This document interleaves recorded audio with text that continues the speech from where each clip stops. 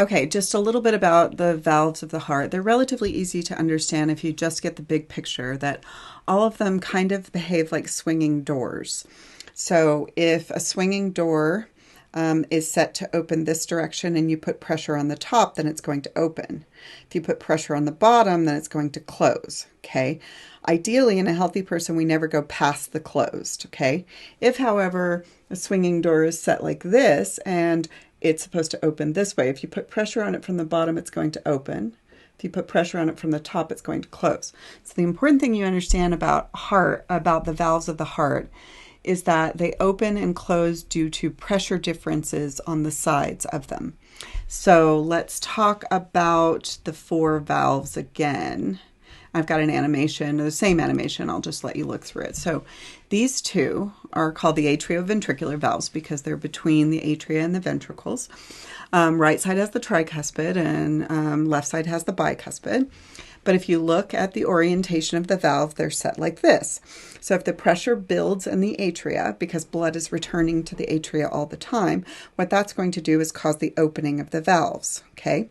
However, when the ventricles are full and they start to compress on the bottom, right, they compress this way, what is going to happen is you are going to push on the backside of the same valve, and the chordae tendineae and the papillary muscles are going to keep them from flapping backwards.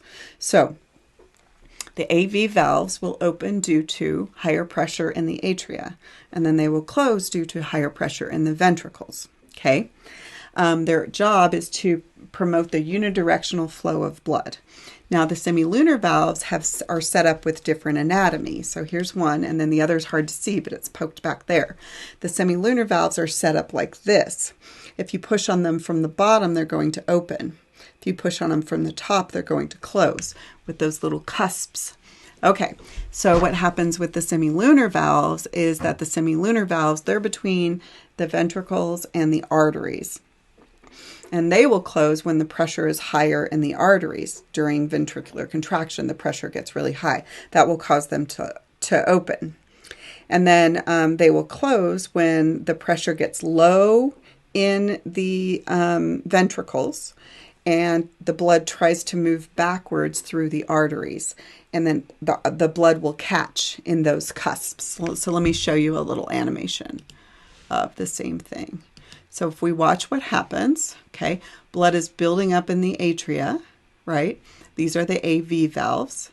And then what's going to happen is as the blood builds up in the atria, it's going to have higher pressure in the atria than the ventricles. And when that occurs, these AV valves, the bicuspid and the tricuspid, will open. And then the blood will actually move into the ventricles. So let's see if we can get the blood to move into the ventricles. There we go. Okay, so the blood is going to move into the ventricles. Any minute now, I'm sure it will. Okay, so now what's going to happen is the blood is in the ventricles, okay? The ventricular walls are going to start to contract. The first thing that happens when the ventricular walls contract is it is going to push the AV valves closed, and then you have to generate a little bit more pressure in order to open the semilunar valves. This is the pulmonary semilunar, and this is the aortic semilunar valve. So you'll open those, and then as the blood starts to try to flow backwards because it's lower pressure down here, then the blood will get caught, high pressure to low pressure, and that will close those valves, the semilunar valves. Okay, so basically the function of all the valves, no matter where they are, is to promote unidirectional flow of blood. And the reason valves open and close is due to pressure differences. So does it ever go bad? Well, yeah, of course it does. There are some valve disorders. If a valve swings past closed so that it opens a little bit, it's called a prolapse. That's when a valve swings too far. It may allow the valve to leak. This is the valve that is under the most pressure because of the muscular wall here. This mitral valve prolapse has occurred, and there are medications like fen-phen that caused it to be more likely to occur.